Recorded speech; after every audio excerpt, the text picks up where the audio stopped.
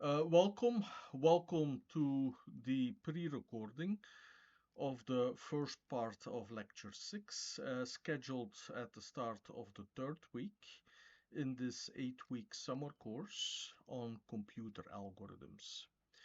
So we are well into chapter 4 of our textbook on greedy algorithms. In this lecture, we discuss scheduling, caching, and shortest path. Three entirely different problems which are solved by the same technique. The technique of greedy algorithms. One is greedy.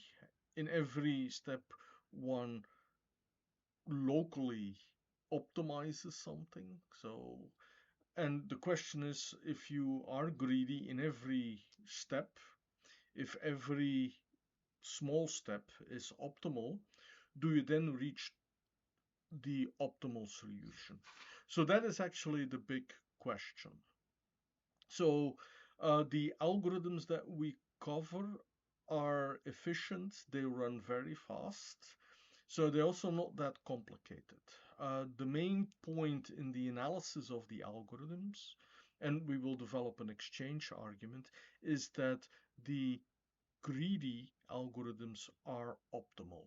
They produce an optimal solution. The exchange argument is that if there would be another optimal solution that is different from what is computed by our algorithms, then that optimal solution can be transformed in an output of our algorithms. So that is the main point of this lecture. Okay, so I will illustrate this by three problems. So the first problem is a scheduling problem. So what do we have? We have a number of requests that need to be scheduled on one single resource. You can think of a plumber, a contractor who has a number of jobs that need to be completed by a certain deadline. So here for this example, let's first look at the example. You have three requests. Every request has a deadline. I marked it in red because that's actually the most important thing. And you have for each request also a time it takes to complete. So every job that the contractor must do takes a certain amount of time. So here you see that the deadlines are, or that the deadlines are occurring in order. So the first deadline is 8, second deadline 16, third deadline 25. That will be important.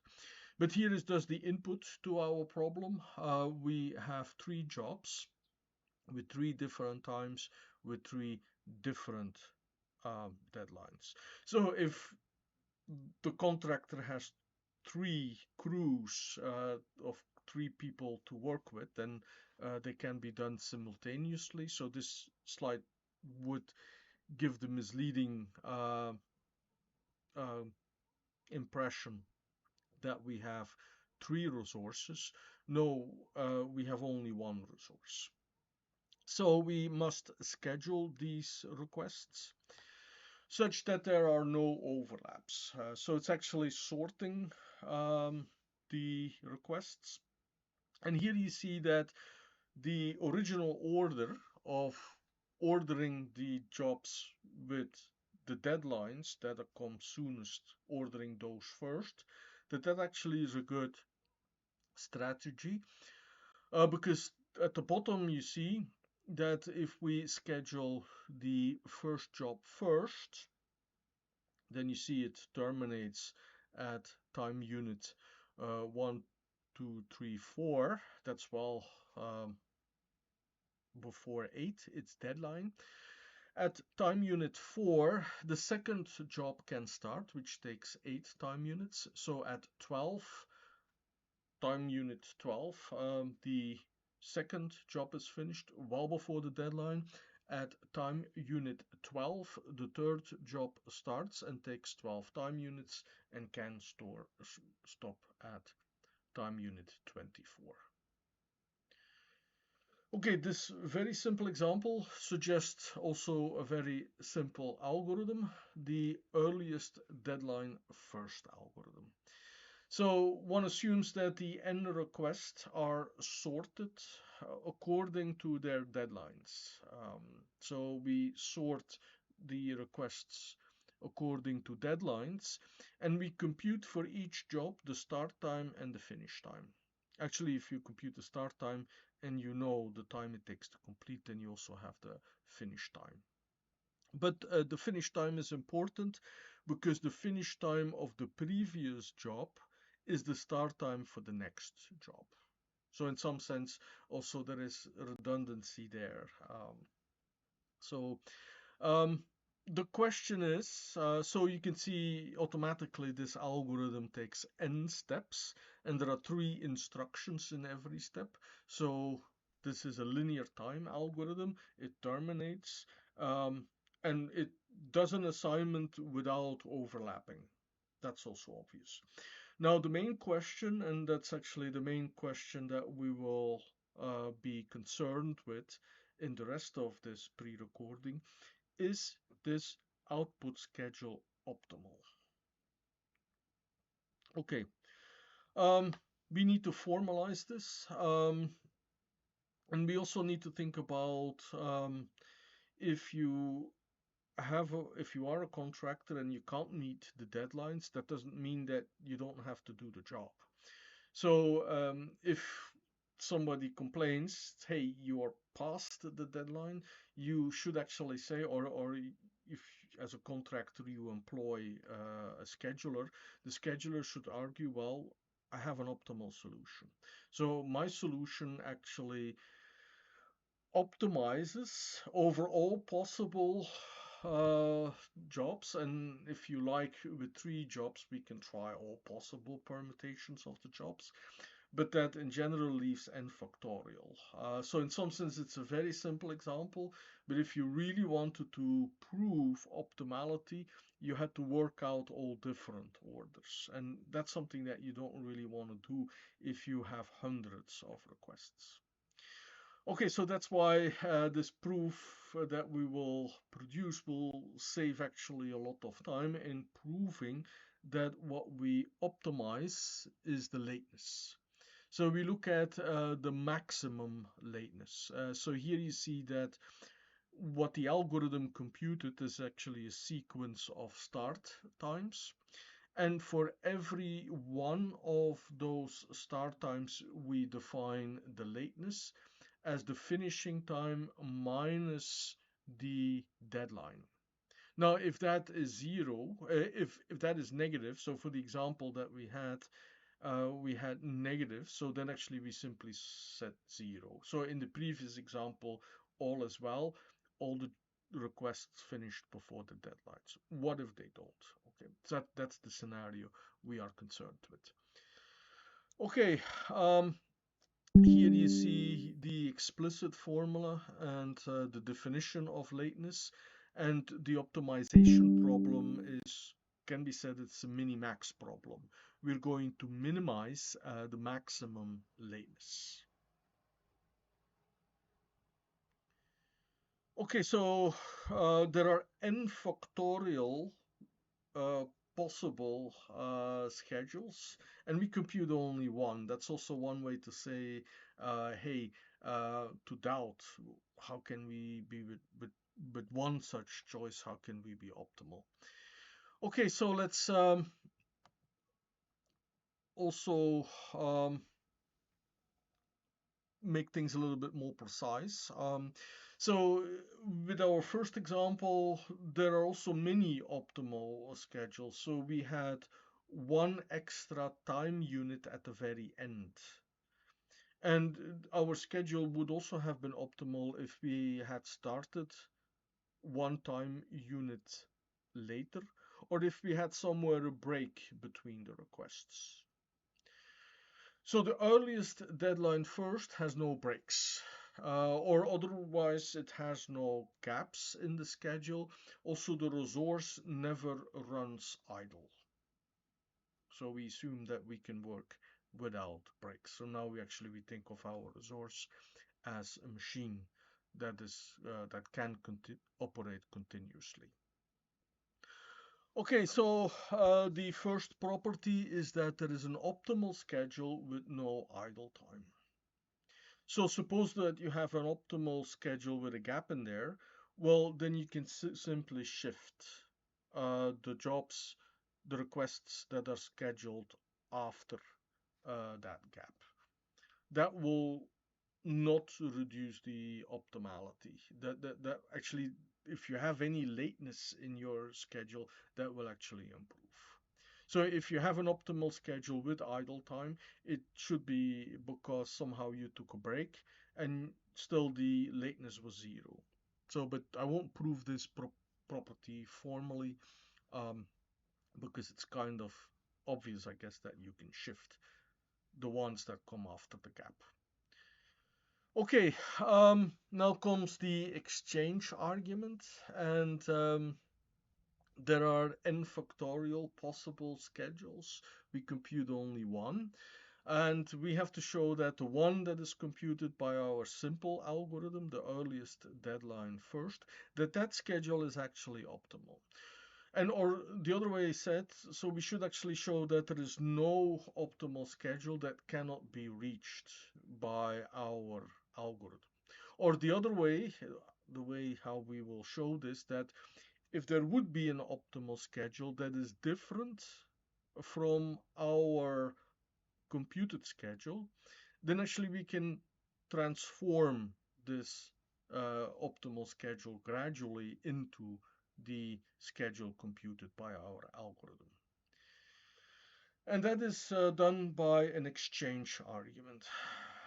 So how would an optimal schedule be different from our earliest deadline first? Well, it would be because there would be a job with a later deadline that would be scheduled before a job with an earlier deadline. So that's what we call an inversion. So our schedule has an inversion if job I with deadline di is scheduled before job j which has an earlier deadline. Here dj is less than di. Now we will show that all the schedules that our algorithm computes, they have no idle time and they have no inversions. And they all have the same maximum lateness. So um, let's prove this. So this property states that all schedules with no idle time, no inversions, they have the same maximum lateness. Okay, let's consider two different schedules. No idle time, no inversions. So there are no inversions. So all jobs are scheduled with the earliest deadline first. But how can that be different then? Well, suppose that this can only be if you have deadlines with identical deadlines. You have different jobs, at least two jobs, that had the same deadline. Now, since there are no inversions, all the jobs with earlier deadlines than the jobs with the same deadlines, they are actually scheduled before. All jobs after with have later deadlines, again because there are no inversions. So we have to focus as far as the lateness goes. So there is no problem with before that block of jobs with identical deadlines. So we have to focus on that block of the jobs with identical deadlines and look at the maximal lateness. So if we compute the maximal lateness again, we have the finish time minus the deadline, and the job that comes last has the largest has actually the latest deadline. So actually has the maximum lateness. I'm sorry. So we have the last job, we have the finish line, the finish time minus the deadline. Okay, we're almost there. The next to last sentence. This lateness does not depend on the order of the jobs. Why not? Because if you would change two jobs, so you still subtract the finish time. That's actually the last job. The finish time is the same. And also minus the deadline is the same. So they all have the same deadline. Therefore, we have proven this property. If you have different schedules with no inversions, they have the same maximal lateness. Okay, so this is already an important chunk. So I was saying with the n factorial possible schedules, we have all those that have no inversions. All those that have no inversions, there are also many of them, but if you have no inversions and then no idle time, you must have the same maximal lateness. And that actually the property, the proof of the property is good. When do you have this? Well, you have this when you have several jobs with the same deadline. Okay, so this was about an exchange argument. So let's apply it. Here are now all the other schedules that have an inversion. So here you see an inversion. So you have two jobs, I and J, but you see that job I is scheduled before job J. So it finishes before, it starts earlier. Should actually have pointed that out first, despite being that the deadline for J is before I. So this is not something that will ever be computed by the deadline first algorithm. Okay, but we can swap it. So here you see the swap. We have now, because the deadline for J comes before, we just swapped the jobs. So it also is the case I'm focusing on two jobs, on two requests here. So, and you could say that was our resource idle? No. So I'm just focusing here. This was the earliest start time where we could schedule I or J. Okay, so you can see that the finish time for the latest finish time is again the same. That's one thing. But actually we are interested in the lateness. So what is the lateness again? So let's compute it.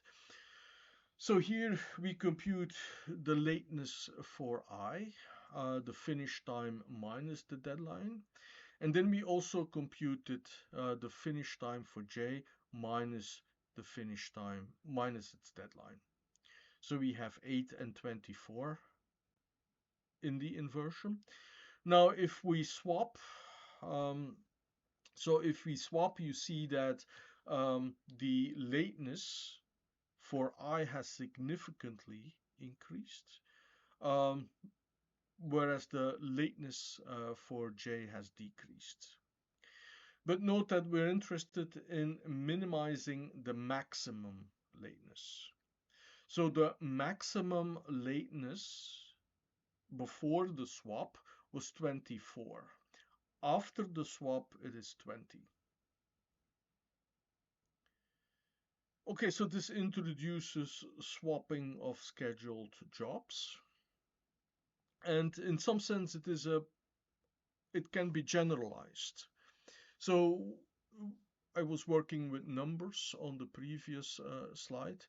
Here I'm trying to reason, so you can still follow the geometry, but it's actually illustrating the proof. So this is in some sense a picture proof. We start by observing some properties. The lateness for the J job is larger than the lateness of the I job because of the inversion. You can see this on the picture, but you can see that the length of this interval, finish time minus deadline, must be larger for J than for I, simply because the finish time for J is past I, and on top of that, the deadline for the J top was before that of the I job. Okay, so we're going to use that property. So if we, after the swap, the lateness of the new lateness for the I job is larger. And you can actually compute it. So because the finish time of the new finish time for the I job is the finish time of the J job before the swap. But that is still less than the lateness for the J job because of this deadline that comes before. So the new lateness after the swap for the I job is still less. So the maximal lateness has to decrease. And obviously, because you scheduled the J job earlier, the lateness of that job decreases. So this is a picture proof. So we will formalize this more formally. So this is here expressed in words. So if you swap an inversion immediately after each other, and again, this is where the no idle time is important. We have all the optimal schedule. There's always an optimal schedule where there is no idle time. If you have an inversion, then swapping them will not increase the maximal lateness. So we start by imagining a situation where we have an inversion. We compute the lateness in that. So here you see the properties that the lateness of the J job will be larger of the I job because it finishes later and its deadline is earlier. After the swap, we compute the new finish time for the I job that equals now the finishing job of the J time. We can compute the lateness and use the property that the lateness will actually be less than the lateness for the J job. So the new lateness of the I job will be less than the new lateness than the old lateness of the J job. And obviously, because you scheduled the J job earlier, its lateness is also decreased. And this implies that the maximum lateness was not increased. Now, it could, of course, be that somewhere else was the cause that you have a much larger maximal lateness. So you could still have an optimal schedule with an inversion, but it's somewhere where it doesn't really matter. You have latenesses 1 and 2 or something, but then for another job you have lateness 20. So whether you have 2 or 1 or 1 or 2, whether you inverse them, it doesn't really matter. So that's actually also the practical thing. Okay, I hope that I have shown that pictures are important, and sometimes it's most important to remember the pictures and actually also be able to explain in common sense language what the lemmas really mean. So this is a formal proof, but if you start to read it without seeing the pictures, it's kind of hard. Okay, I'm almost done. So stating now the main theorem. So if we have an optimal schedule that has inversions, then we can swap it into one that has no inversions and no idle time. So we had the first property that we didn't prove, but that was obvious. If you have an optimal schedule with gaps, then you can always shift it, that there are no gaps. If there is an inversion, so then you can get rid of that inversion by swapping. Now, with the previous lemma, and that was actually the main technicality for and the main point of this entire first part, then swapping the inversions does not increase the maximal lateness. So there it goes then. So we have no optimal schedules that cannot be reached by our earliest deadline first, and it is actually an optimal algorithm.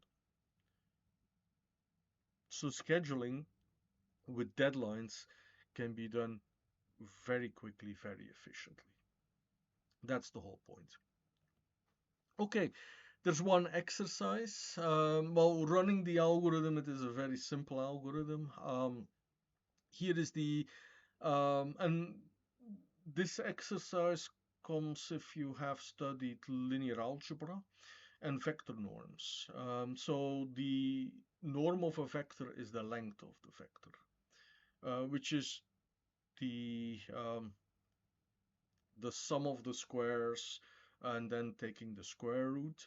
Often people say this is a lot of work, and whether you optimize with that 2 norm or with the max norm or with the sum of the absolute values, it does not matter. Consider therefore the alternative metric. So if you sum up all the latenesses, don't take the maximum. So the latenesses are positive numbers. So in some sense, as a vector norm, it satisfies also the properties that you want from linear algebra. Question: does the earliest deadline first algorithm minimize the sum of the latenesses?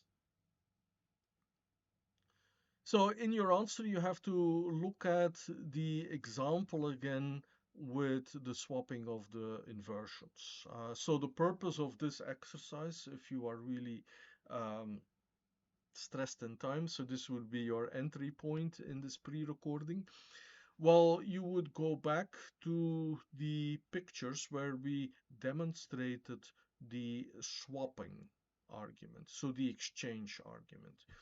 And actually we computed the numbers. So you can see an example where the maximal lateness didn't actually decrease after the inversion. Question is, does this do something for the sum? Does this do the same for the sum? Either you have to prove that indeed the earliest deadline also minimizes this sum of all the latencies. And this you do after you have verified an example. So in order for this part, it's rather a simple part, but this exercise actually forces you to look back at the exchange argument. Okay, so that is the first part of this lecture. There will be two more parts coming up in the two pre-recordings, where also we will apply greedy algorithms, very simple algorithms instead. But the main point is, can we prove optimality? Do we understand the properties of the algorithms sufficiently to know that the algorithms are optimal? So that's the main point, the analysis of algorithms in this lecture.